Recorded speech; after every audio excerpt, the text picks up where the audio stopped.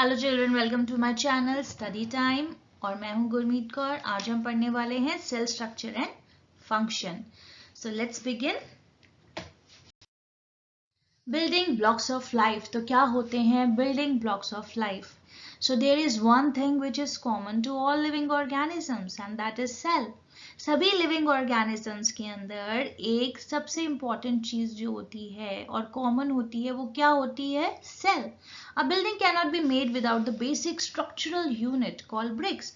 तो जैसे जिस तरह से बिल्डिंग बिना ब्रिक्स के नहीं बन सकती, वैसे ही जो है एक लिविंग बॉडी जो है सेल्स के बिना कोई भी लिविंग ऑर्गेनिज्म नहीं बन सकता। So cells are assembled to make up the body of every living organism. हर लिविंग ऑर्गेनिज्म को एक बॉडी के लिए सेल्स की जरूरत पड़ती है। So they are the building blocks of life. तो answer here is, what are the building blocks of life? There are cells.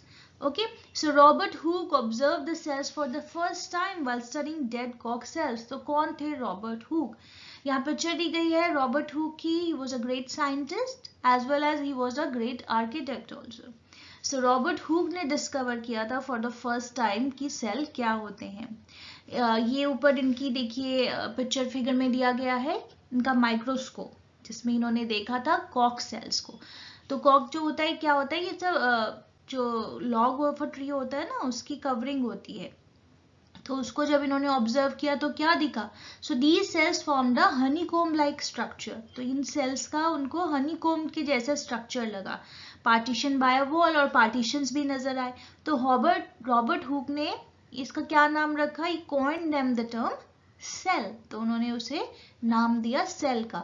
तो ये जो सेल नेम है, from whom we get this name? Robert Hooke. Robert Hooke ने ही इनका नाम cell रखा था। तो they are the building blocks of life. तो उस जमाने में तो इस तरह का माइक्रोस्कोप यूज किया जाता था।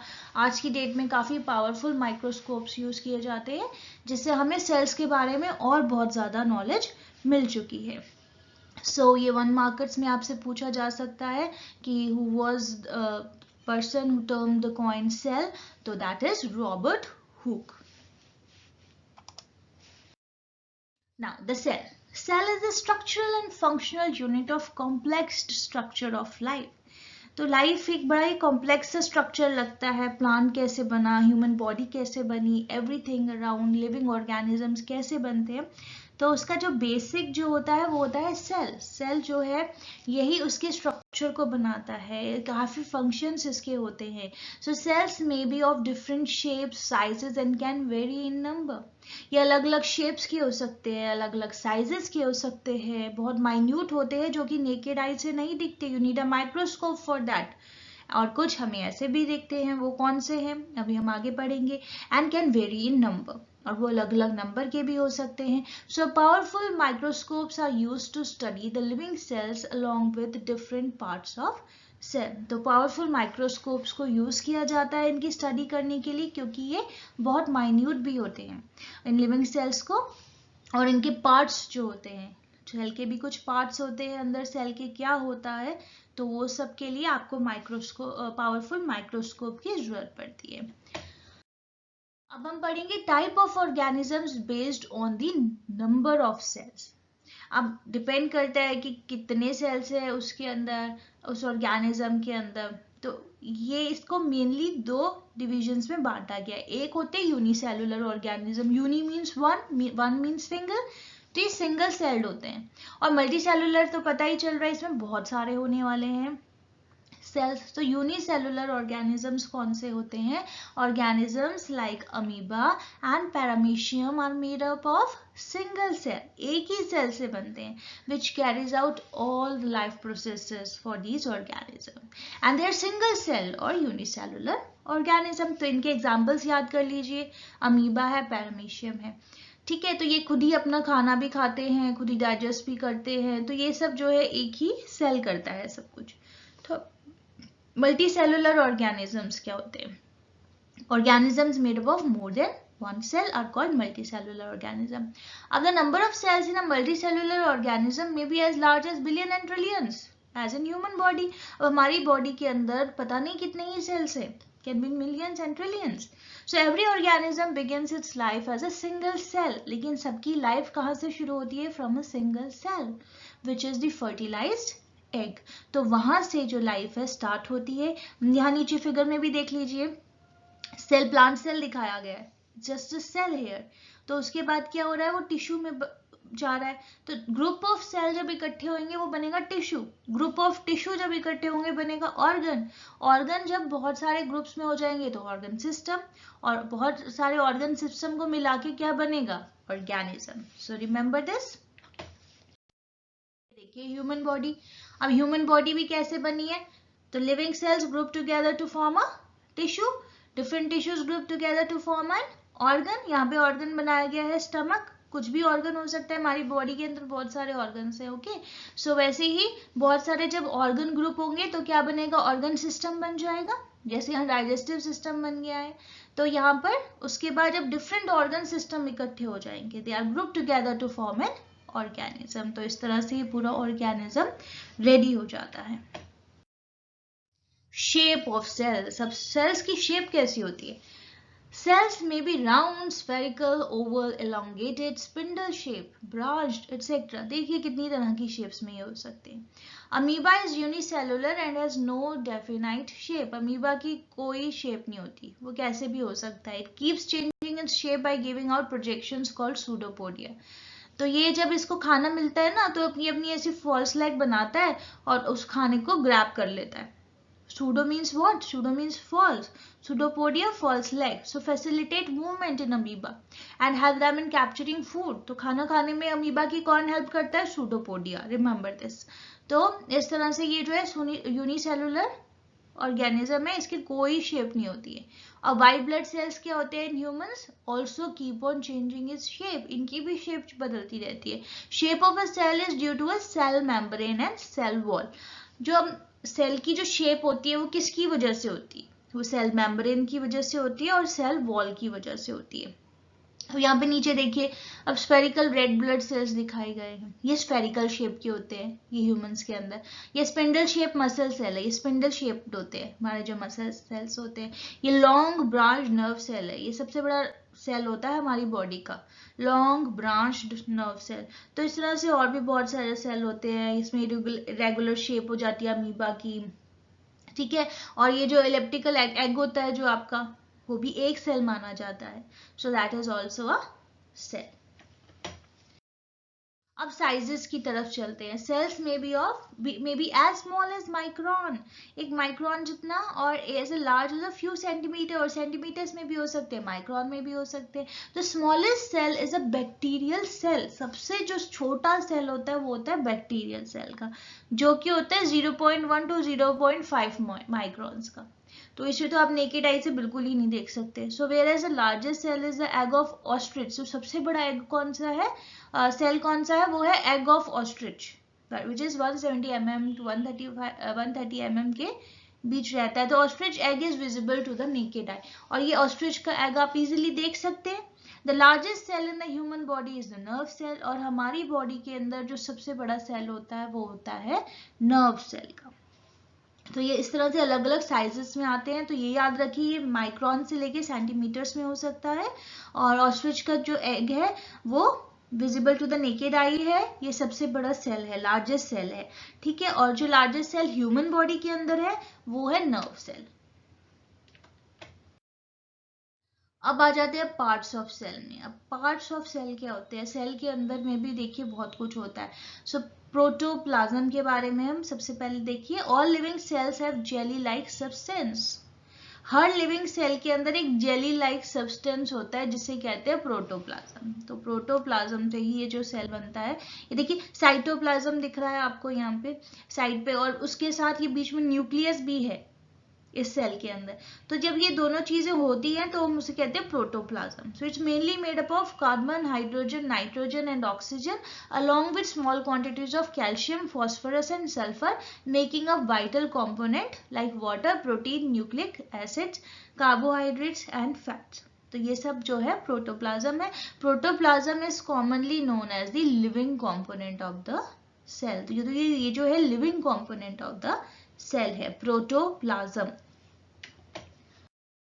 अब आ जाते हैं 3 बेसिक कंपोनेंट्स ऑफ सेल। अब सेल के अंदर होता क्या क्या है, कैसे बनता है ये, तो इसकी जो बेसिक कंपोनेंट्स होते हैं वो क्या होते हैं। एक तो होती है सेल मेम्ब्रेन। मेम्ब्रेन जो होती है उसकी बाउंड्री, जो साइड्स पे उसकी बाउंड्री है, सेल मेम्ब्रेन। साइटोप्लाज्म जो उसके अंदर है, न्यूक्लियस भी सेल के अंदर रहता है। So an outermost layer called cell wall is present in all the plant cells. ये जो सेल वॉल होती है प्लांट सेल्स में होती है, ये याद रखिएगा। इसमें सेल मेम्ब्रेन तो होती है, सेल मेम्ब्रेन के बाहर एक सेल वॉल होती है। An outermost layer called cell wall is present in all the plant cells.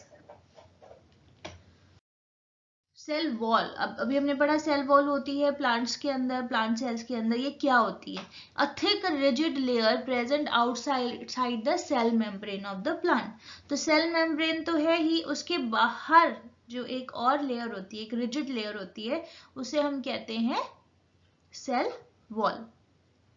ठीक है। It is made up of cellulose. बनती किससे, सेलुलोज से बनती है, कैल्शियम पैक्टेट से बनती है और मैग्नीशियम पैक्टेट से बनती है। Cell wall is non living in nature, ये नॉन लिविंग होती है इन नेचर। फंक्शन क्या क्या होते हैं इसके, it provides protection against variation in temperature, high wind speed, atmospheric moisture. देखिए प्लांट को इन सब चीजों की जरूरत पड़ती है ना। So it provides mechanical strength, उसे स्ट्रेंथ देती है। It controls the shape and size of the cell, और उस तरह से वो जो सेल वॉल है ये कंट्रोल भी करती है किसको, shape and size of the cell को। तो ये जो सेल वॉल है ये सिर्फ आपको प्लांट्स में मिलेंगी, प्लांट्स ओनली, और surrounds a plant cell. और फंक्शन क्या होता है, protects the cell and give its shape. Cell membrane is still in plants but the cell wall is the outermost layer. ऐसा नहीं है कि इसमें सेल मेम्ब्रेन नहीं होगी, सेल मेम्ब्रेन भी होगी, लेकिन cell wall is the outermost layer. तो ये भी प्रेजेंट रहेगी किसमें, प्लांट सेल। अब आ जाते हैं cell membrane. It is thin outer protective covering enclosing the cytoplasm and other cell organelles. तो अब देखिए हमने पहले पढ़ा कि सेल के अंदर और भी चीजें होती है ना, न्यूक्लियस होता है, साइटोप्लाज्म होता है, और चीजें होती है, सेल ऑर्गेनल्स होते हैं। तो इन सबको प्रोटेक्ट कौन करता है, वो होती है आपकी cell membrane. It is also known as plasma membrane, इसे प्लाज्मा मेम्ब्रेन भी कहते हैं। And it is made up of lipids and proteins. तो पहले जब सेल वॉल में देखा कि वो अलग अलग चीजों से बन रही थी, है ना, कैल्शियम था और चीजें थी उसके अंदर, उसी तरह यहाँ पर क्या है, ये लिपिड्स एंड प्रोटीन्स के साथ बनेगी, राइट।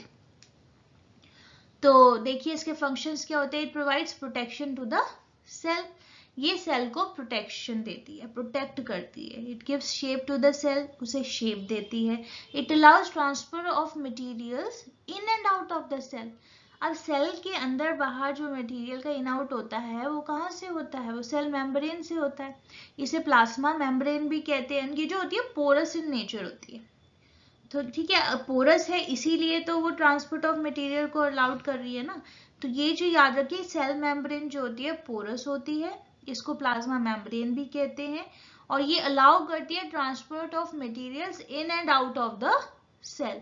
तो यहाँ पे दोनों दिखाए गए हैं, देखिए एनिमल सेल में सिर्फ cell membrane is there, plant cell में देखिए एक तो अंदर सेल मेम्ब्रेन है और बाहर क्या है, सेल वॉल है।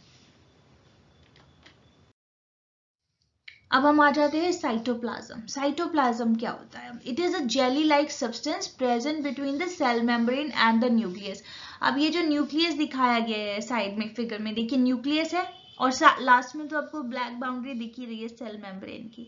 तो इसके बीच में एक जेली लाइक सब्सटेंस है, ये जो येलो पार्ट में दिखाया गया है, between the cell membrane and the nucleus. इसके बीच में ये जो जेली लाइक सब्सटेंस है ना, इसको कहते हैं cytoplasm. So various other living components known as cell organelles are present in cytoplasm. देखिए और भी बहुत सारे यहाँ पे cell organelles दिख रहे हैं जो कि क्या है, they are present where in this along with cytoplasm only. तो इसी साइटोप्लाज्म के अंदर ही ये सब कुछ प्रेजेंट रहता है, ये एक जेली लाइक सब्सटेंस होता है। नाउ न्यूक्लियस क्या होता है, सेंटर में आपको न्यूक्लियस दिख रहा है। It is important component of a living cell. ये बहुत जरूरी है एक लिविंग सेल के लिए। इट इज जनरली स्फेरिकल, देखिए राउंड शेप में, आपको बॉल शेप में ही दिख रहा है, डेंस होता है, ग्रैन्युलर होता है and located in the centre of the cell.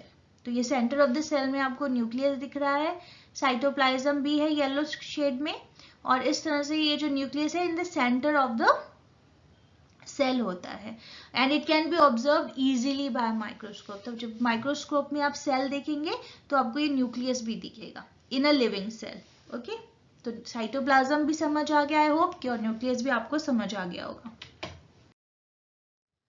अब पार्ट्स ऑफ न्यूक्लियस क्या होता है? अब न्यूक्लियस तो हमें समझ आया कि सेल होता है, सेल में साइटोप्लाज्म होता है, उसके सेंटर में न्यूक्लियस होता है। अब न्यूक्लियस के भी पार्ट्स होते हैं। अब क्या क्या होते हैं? इसमें भी मेम्ब्रेन रहती है, जैसे सेल मेम्ब्रेन होती है तो न्यूक्लियर मेम्ब्रेन भी होती है। ठीक है, तो इसकी जो आउटर कवरिंग है ये न्यूक्लियर मेम्ब्रेन है। Nucleus is separated from the cytoplasm by double membrane, इसमें डबल मेम्ब्रेन रहती है, layer known as nuclear membrane. Several pores are present on the membrane. इस पे देखिए कितने सारे पोर्स, छेद छेद आपको नजर आ रहे हैं ना, इस पे ये भी पोर्स पे भी पोर्स होते हैं। ठीक है, so these are having pores and several pores are present on the membrane called nuclear pores which allow transport of substance in and out of the nucleus to the cytoplasm। तो ये allow करता है किसे? in and out of the transport of substance in and out of the nucleus, इसीलिए जो है porous होता है। तो न्यूक्लियर मेम्ब्रेन जो है पोरस होता है, जिस तरह से हमने पहले भी पढ़ा था कि प्लाज्मा मेम्ब्रेन सेल मेम्ब्रेन है, वो भी क्या होती है? पोरस होती है। उसी तरह से ये न्यूक्लियर मेम्ब्रेन है, ये भी पोरस होती है। और न्यूक्लियोप्लाज्म क्या होता है? It is a dense fluid present in the nucleus. अब न्यूक्लियस के अंदर भी एक फ्लूइड होता है, तो इसको हम कहते हैं न्यूक्लियोप्लाज्म। जैसे वो साइटोप्लाज्म था, ये है न्यूक्लियोप्लाज्म। याद रखिए, ये भी एक डेंस फ्लूइड होता है। अब nucleolus, it is a small spherical body present inside the nucleus.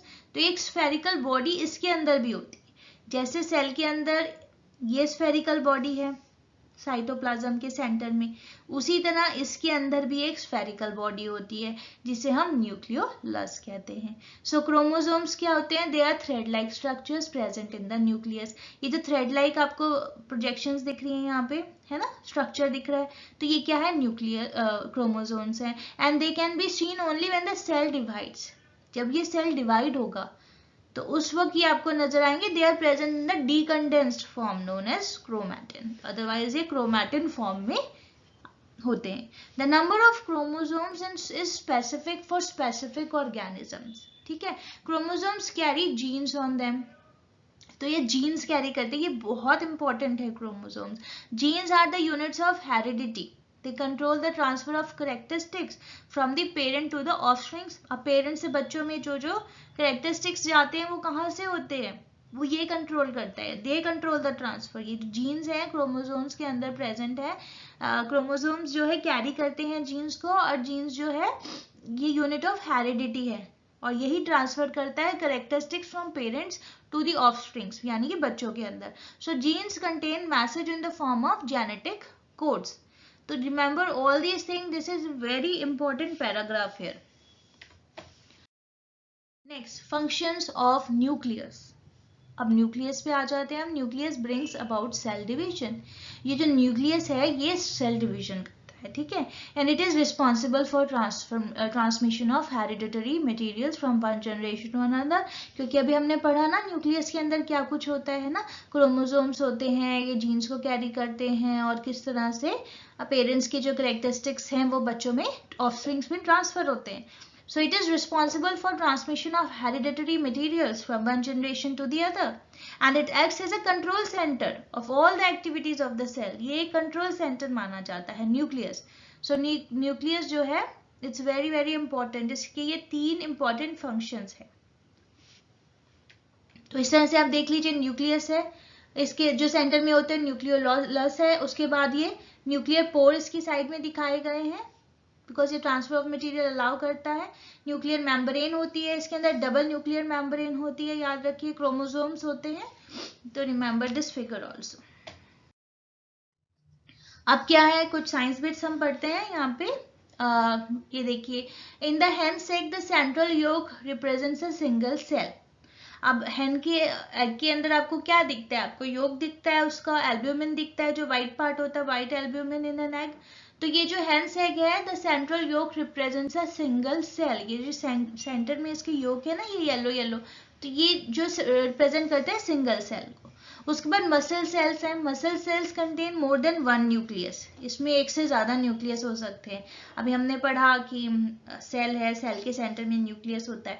तो इन जो सेल्स, ये जो सेल्स होते हैं, इसमें एक से ज़्यादा न्यूक्लियस भी हो सकते हैं। So cells without nucleus are called as enucleated cells. तो जिनके अंदर कोई न्यूक्लियस ही नहीं होता, ऐसे भी सेल्स होते हैं, और उन्हें हम क्या कहते हैं? एन्यूक्लिएटेड सेल्स। तो इस तरह से देखिए, स्केलेटल मसल है जो हमारा, तो उसमें क्या होता है? उसमें सेवरल न्यूक्लियाई अराउंड पेरिफेरल। इसमें काफी सारे आपको देखिए न्यूक्लियस नजर आ रहे हैं कि सेल के अंदर। तो कार्डियक मसल के अंदर भी आपको 1 या 2 न्यूक्लियाई नियर सेंटर आपको नजर आ सकते हैं। स्मूथ मसल्स में क्या होता है? उसमें एक ही न्यूक्लियस होता है नियर सेल का सेंटर। ओके, सो इस तरह से जो है न्यूक्लियस जो है एक से ज्यादा भी हो सकते हैं। आई होप कि आपको यहाँ तक अच्छे से सब समझ होगा।